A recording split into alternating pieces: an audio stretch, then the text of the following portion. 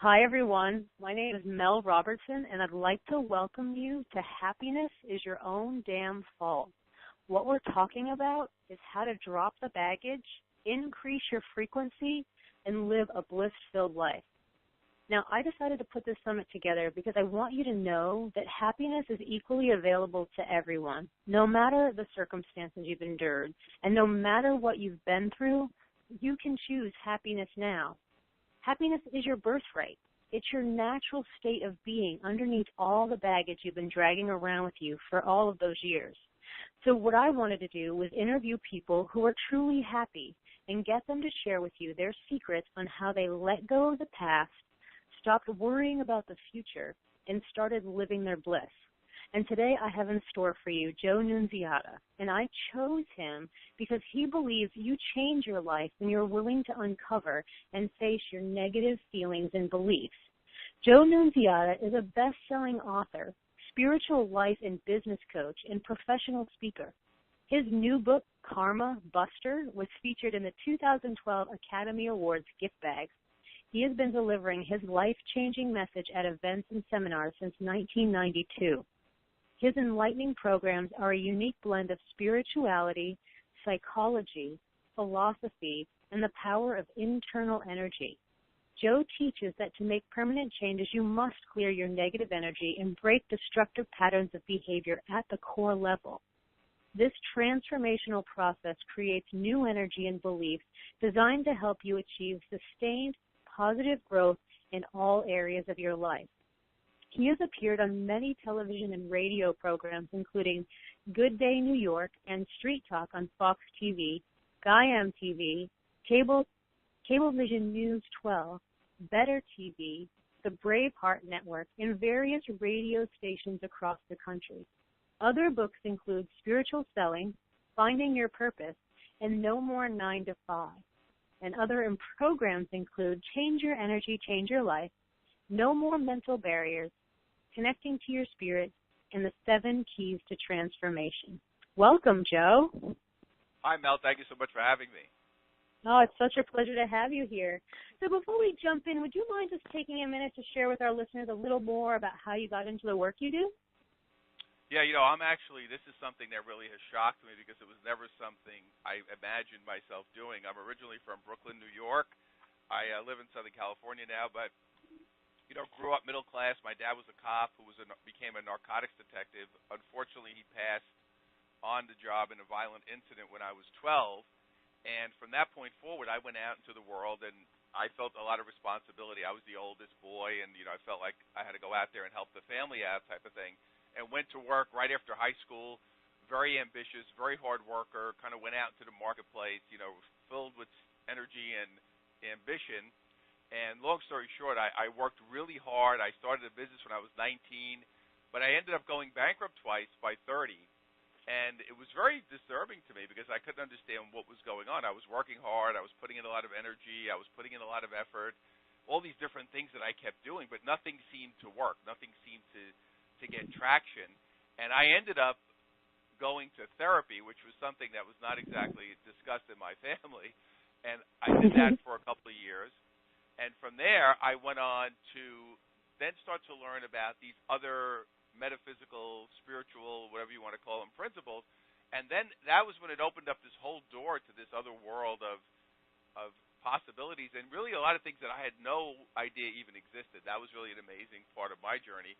And as I went down that road and started to learn all these different things, it took me in a whole new direction. It brought up a lot of conflict because there was a lot of conflict. I grew up Catholic, and there was some conflict in this work. And I started to do it, and as I started to go down this road, I started to meet different teachers and people who helped me. And then that was really a big part of the process. You start to attract the right teachers, as we know, which I did. And as I did that, I started to learn how your energy works, how all these things are working in your life, and how to clear this energy. And as I did that, people started asking me, what's different about you? What are you up to? Why do you seem different? I started sharing this with people and really just counseling them as just something to do. It wasn't something I ever thought of doing as a job or a career. And it just kind of went from there. So it was a very twisted road, and I didn't expect it, but it's been interesting. Well, awesome. So for our audience, as I know, we've all heard the word karma, and I know when I think of karma, you think of cause and effect, and I think a lot of people do. But what is the real deeper meaning of karma? What it really is karma for us? Yeah, that's a great question that I get all the time, because what happened is that was the reason I wanted to write the book. When I started writing the book, I just started to ask people the question, because everybody's heard this word a million times, right? We've heard the word karma a zillion times. And I started saying to people, what is karma to you? What is karma to you? And I got pretty much that same, I would say 90% of the people said, well, it's cause and effect, and, if I do something good happens. If I do something bad happens. And that was kind of the standard definition. And not that that's not true, but there really is a lot more to it than just simply you doing, because a lot of people would say, I don't understand because I do all these good things and I'm having all these problems. They couldn't understand what was going on. And really what it is, your karma is really, the way I looked at it from a different perspective, is really the blueprint for the emotional work you are here to experience, the emotional journey you're here to take in this lifetime.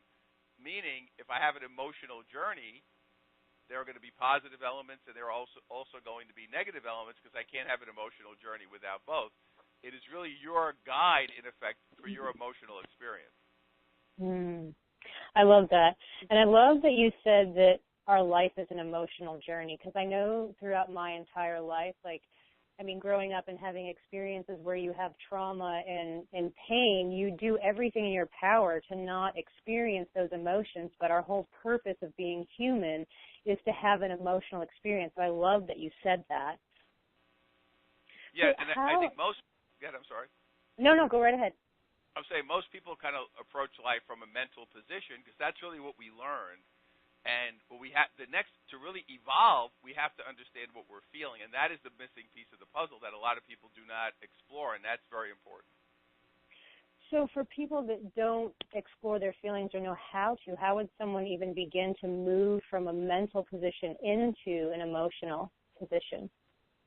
And this was me, because to tell you the truth, when I first started doing this work, and then I met a very powerful, enlightened master teacher who this is really when I started to get into the emotional work, and I kind of sat there. She said, "You don't feel your feelings." And I said, "Well, I don't know what that means." I don't know. I said, "Well, what does that mean?" "What do you mean I don't feel my feelings?" I said, "I get mad, I get upset, I cry, I'm happy." I said, "What?" She said, "Yeah, but you don't know how to feel your feelings." She said, "It's not your fault. You didn't learn how to feel your feelings." And that was kind of something, when she said it that way, what was good for me was it kind of said, okay, it's not like you don't know how to do it because you should. You just didn't. It's like something you didn't learn. And what I teach people now is I say, okay, the first phase of it really is to just be aware of how you feel. As much as that may sound simplistic, it really isn't, because most people go through the day in a mode of doing stuff, and this is what I have to do. I go from point A to point B. I run around. Maybe I get a little angry. Maybe I get a little upset. Maybe whatever, I feel happy about something, but I don't really know what I'm feeling. And it's really shifting your awareness to say to yourself, how do I feel? What am I actually feeling? And that was the first phase for me, to say, okay, just be aware, to understand that you want to start feeling what you feel and really understanding it. I think that was the key, was to say, do I really understand? If I am angry, ask yourself, what am I angry about? See, it was really asking yourself a question instead of reacting or going into some kind of compulsive self-medicating behavior. It was more asking yourself, well, what is it that I'm really actually feeling? I'm angry, but why am I angry? That was the beginning for me to get into it. Okay. Awesome. Now, you said that was the first phase, to be aware. Are there additional phases? Yeah, well, the first phase is to be able to just say, okay, I'm aware of what I'm feeling. One of the things that I encourage people to do, some people do keep journals, which is great. I tell people, it's a great idea, sit down at the end of the day, because you want to get yourself in this place, in this mindset. I said, sit down at the end of the day and start writing down what you're feeling. Just write down, this is what happened today. I saw Mel today at the store, and we talked and we laughed. I felt really good. Somebody bumped into me, and then I got, just to bring this, Because now what you're doing is you're practicing and you're bringing the feelings into your awareness all the time, and you're really tuned in. That's the first phase. So phase one is be aware and understand what you're feeling. Now, the second part of it is to say, now I want to identify what is it that I'm actually feeling. This is where it gets tricky for people because they get stuck in the surface feeling of I'm angry, I'm sad, I'm upset, I'm happy, but they don't know why. So as you say to yourself, well, I spoke to this guy at a meeting today, and he said something to me that was condescending. My normal reaction would be to say, he's an idiot.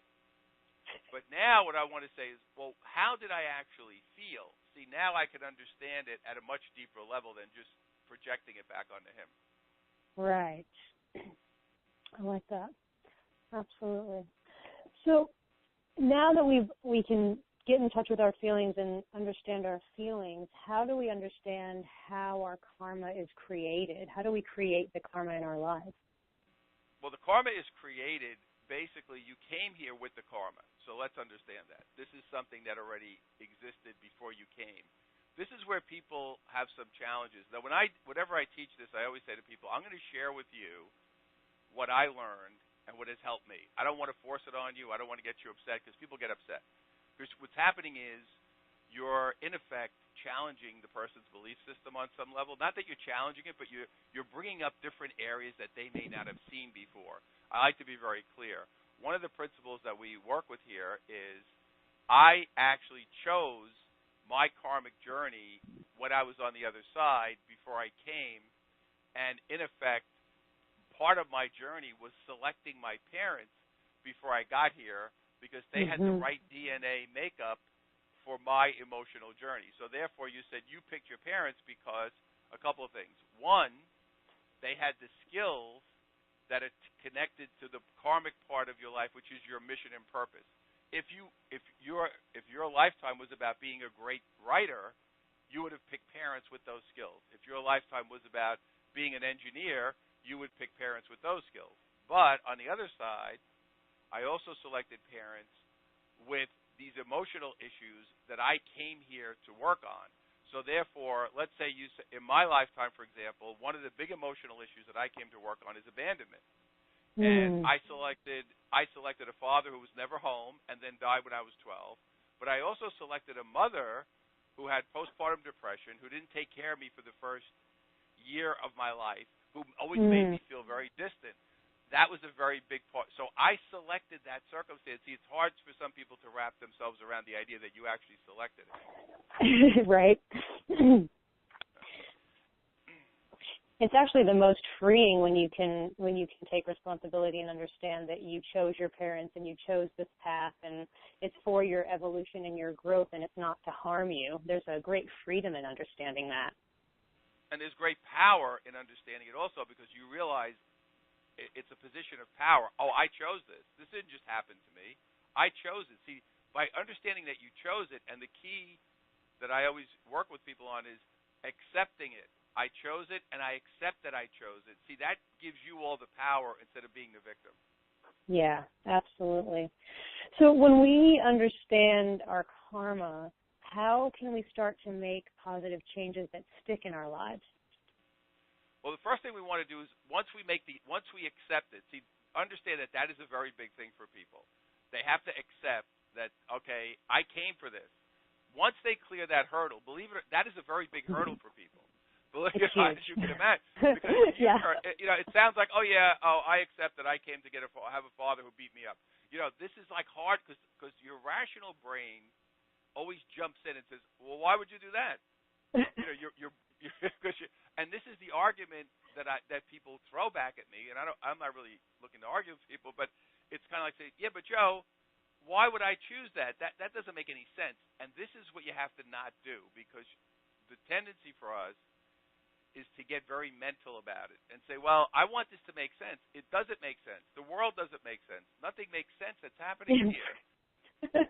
Right. So when you look at the world, because your brain is going crazy trying to make sense of everything. And this is where it's becoming a problem because people say, well, this doesn't make sense. I can't wrap my head around this. Those people really struggle because they can't let it go. They can't just say, okay, I accept it. That piece, I will tell you, I've worked with people and seen people who will tell me, I'll see them years later at an event or whatever, and they'll say, it took me 2 years to get over this. It took me 2 years to really come to terms with what you said about I created this situation and accepting that that's what I did. It's an amazing part of the process. So that phase of acceptance, I just want to emphasize that it is not just, oh yeah, okay, fine, because it doesn't happen that way. It just doesn't happen for people. It takes you a while for you to reconcile this with your mind and be able to say, okay, yeah, I accept that this is what I created.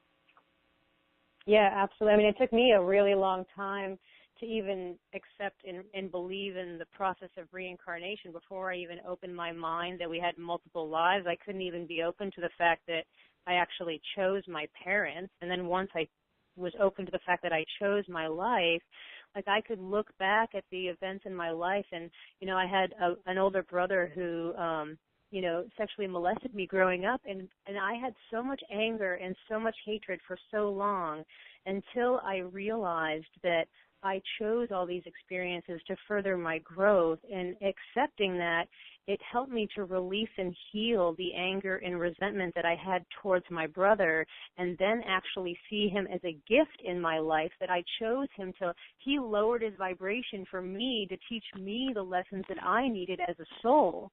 And what a huge freeing experience that was. Yeah, and as you said, it took a while, right, to really reconcile this. You know, this is not something that you just say, oh yeah, that sounds good. You know, it takes time. And the other thing, which you like the reincarnation. You know, I grew up Catholic, and that, you know, there is no it's a one. I always make a joke when I'm speaking. I always say it's a one and done. You know, we were like, yeah. Okay, I'm coming once. I have one shot, and if I screw up, that's it. I'm done. My life, I'm ruined. And you know, that's a lot of pressure. Right. So I always say, wow, that was a lot of pressure as a kid to say, wow, this, you know, every time you did something that wasn't, you know, had a sin or whatever we had going on. But it was like, oh my God, like there was such pressure. Now it's like, oh, okay, there's reincarnation. I've done past life regression work. I've seen myself in different lifetimes. You know, this has been very helpful. But it's kind of like that was a big also because everywhere I turned, there was something counter to what I learned growing up. And there is a part of us that those things are so deep in our belief system. It takes us time to say, yeah, okay, I could kind of I get this now, but it does. It's a process, and I like to tell people this because I think they feel like, wow, you know, how come I'm not going faster, or how come I'm not moving as fast? I want to just get this done. I'm like, you know, it takes time. You've been carrying something for so long. It's not just going to all of a sudden, you know, one day get a revelation. Now, obviously, it's going to help. And you start moving in another direction, but it does take time to turn the ship. It doesn't just turn around in 1 second. Yeah, right. So now that we have an understanding of, you know, what karma is and how we came to be here, how can we use this information to help us when we're stuck? Yeah, that's, of course, the $50 million question. So here's what we want to do. We want to understand there's something that we're all going through. In my book, the Karma Buster book, which is called The Karmic Wheel. And what's happening is we're basically trapped in cycles of energy, which we really see as cycles. We see it as patterns of behavior. But really what it is a cycle that you're trapped in emotionally. And when you're trapped in an emotional cycle, you just keep kind of replaying the same thing over and over again because you don't have the awareness of what's going on. And this was something for me that played out a lot in the work world, where I just kept working harder, trying something different, doing this, doing that, and I kept cycling back to the same place. What I want to do is show them how to identify their karmic wheel, and once they can see the wheel, what that means is now I can see, you want to be able to, one of the issues, Mel, with this work, of course, as you know, it's very fascinating, but it's also, not only is it fascinating, it's a little esoteric, and you get these concepts and principles, and it's like, wow, that's really interesting. And I remember I would leave a session, and sometimes I would sit down and go to a meditation class or whatever, and I would say, okay, that was really interesting. I don't know what to do with this. It was kind of like, okay, it's very interesting. What do I do now?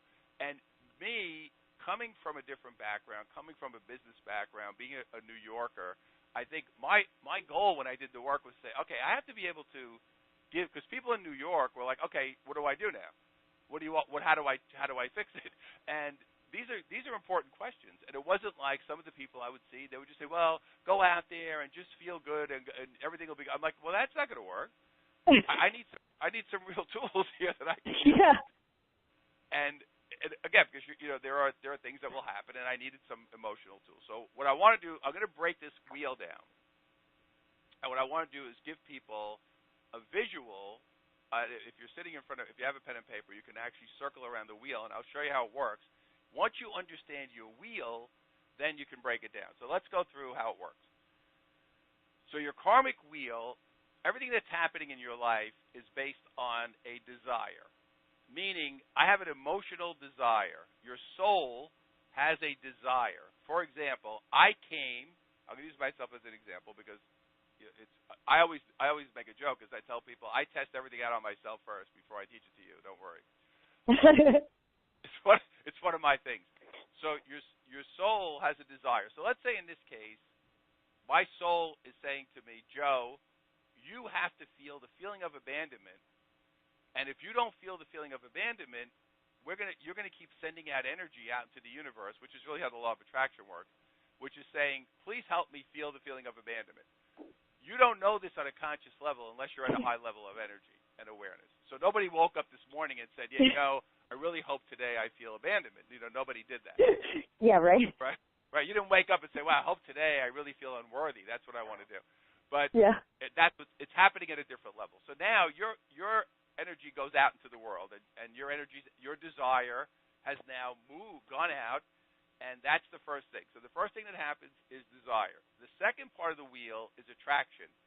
Once your desire is out there, the universe says, okay, now you're going to start attracting things to help you feel abandonment because you have not been able to do this, so we're going to help you. Now I'm going to attract somebody into my life who will make me feel abandonment. I'm going to attract the person in. Now people may say, well, that's the wrong person. I said, no, that's the right person because that's really what I want to feel. I want to feel that. Now what happens is, let's say in this example, I attract somebody into my life, whether it's a romantic relationship or a friendship, and I am going to go into action, meaning I'm going to do things in the relationship that are really around this idea of this abandonment, but I don't know that. I go out of my way. I'm trying to, make plans with you. You're blowing me off. You're making me feel unimportant. So I'm going through all these action steps, but every time I do it, I'm getting this feeling that is this uncomfortable feeling, but I don't know what it is because I just keep trying to get it to work because that's what I did growing up, and it didn't work. See, I'm replaying it. See, I had the abandonment. I'm trying to get my mother's attention. I'm not getting it. I'm trying to get my father's attention. I'm not getting it. I'm now trying to get this other person's attention who, in effect, now is my parents that I never resolved. Now, after a while, and everybody's different, eventually you get frustrated because it's not working out. And generally what most people do is they will go into a victim mode.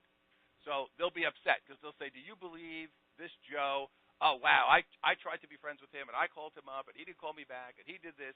So I want to feel that victim energy. And then I go around into validation.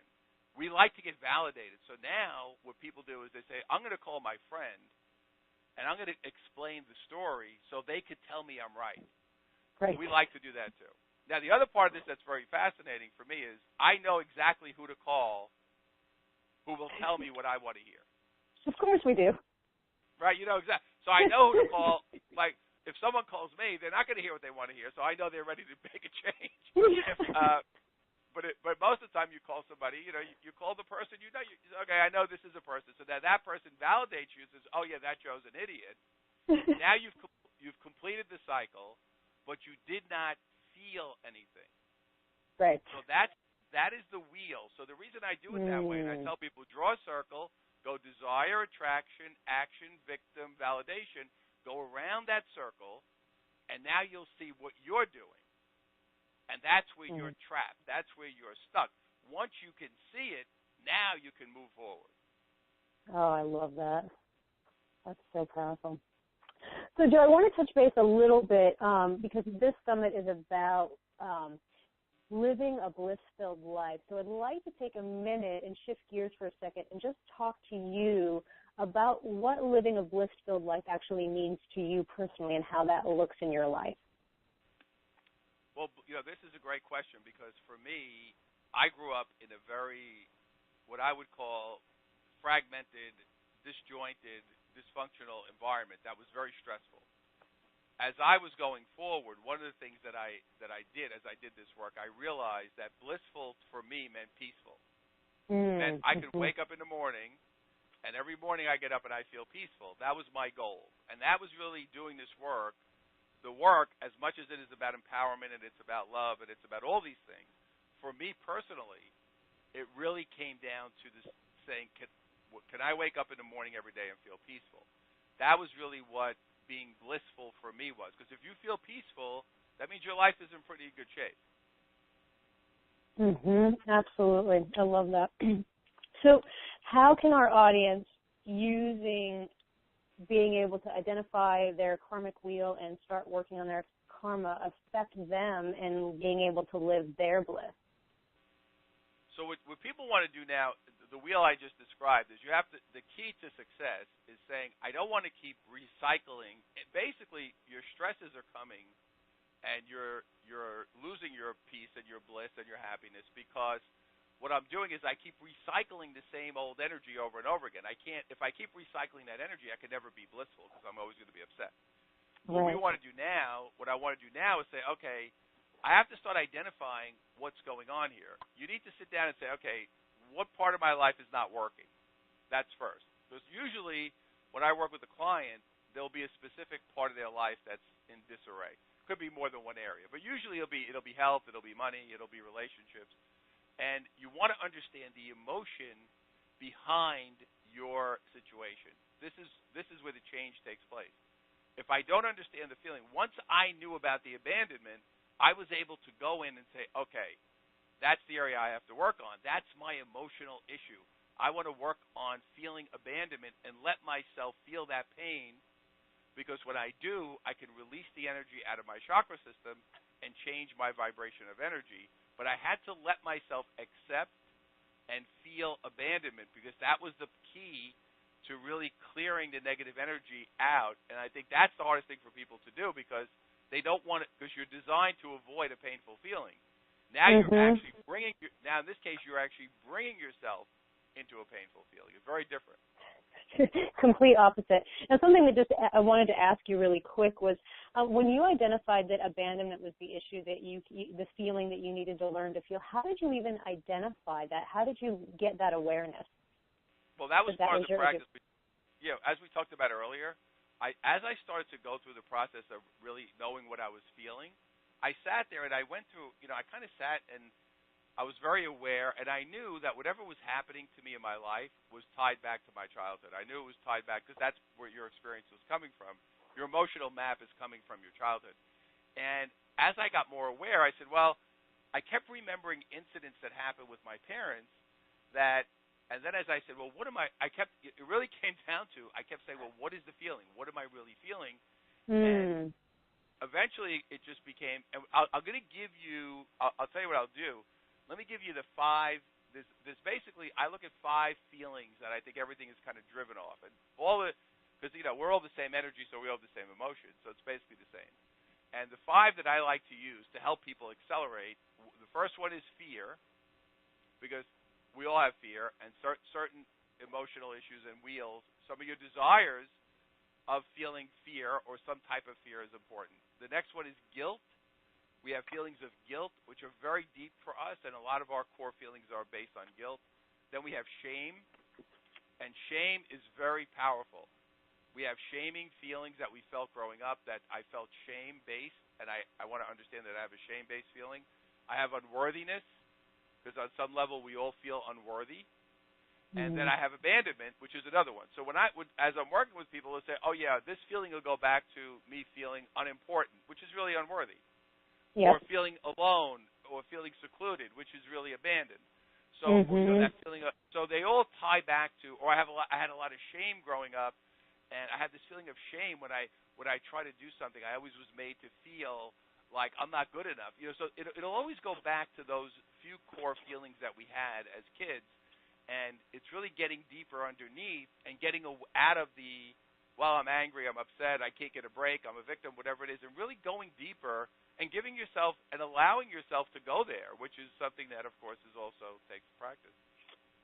Yeah, absolutely. Yeah, allowing yourself to go there. Absolutely. Yeah, that's also a big part of the work. Oh, I love it. So it looks like we're just about out of time, so I wanted to wrap up real quick. And I understand that you have an awesome free gift for our listeners to take part in. Do you want to talk about that for a second? Yeah, so what I did was, I had so many questions on this all the time. I actually did a webinar, and I posted it online where people can actually get instant access to it for free. And it's a Karma Buster webinar. It's about an hour. It's really detailed, going into all these principles and concepts, and it'll give people a good foundation of where to get started. So they can go to free Karma Class, CLASS, like a classroom, but freekarmaclass.com, and just put in your name and email, and you'll get instant access right to the webinar. You'll be able to see it and download the audio. So it's a great way to give people an introduction into this whole principle and some ideas and tools that they can use. Excellent. Thanks so much for sharing that. And for our listeners, you don't have to write that down. The link to get to that website is in the email that comes out with this interview today for you. And Joe, really quick before we go, do you have any parting words of wisdom that you'd like to share? The main thing is this: you're either going to be in a state of acceptance or in a state of resistance. Yeah. The more you're in acceptance, because you're basically one or the other all the time. The more you're in acceptance, the faster you go. When you see yourself resisting your emotions, then you know I need to make an adjustment. That is the fastest way to get home. That is a huge key. I love that. I talk about that all the time. We're either in a state of like accepting and relaxed, or in the state of resisting and we're contracting and we're holding all this tension. So I love that you said it that way. Awesome. Yeah, that's the key. That's the key to the whole thing. Excellent. Well, I just want to take a minute to just say that happiness is an inside job, and it's equally available to everyone. We're living in a time where we can choose to drop whatever baggage we've been carrying around. We can drop the old stories. It just starts with a choice. You are powerful beyond measure. All you need to do is tap into that divine power that created you and follow the guidance you were given. You were born to be happy, experience joy, and live an abundant, blissed-out, spacious life. And I want to hear from you, so hit reply to this email and share your thoughts with me. Joe, it's been such a pleasure having you on here with me. Thank you so much for your time. Oh, thank you so much for having me.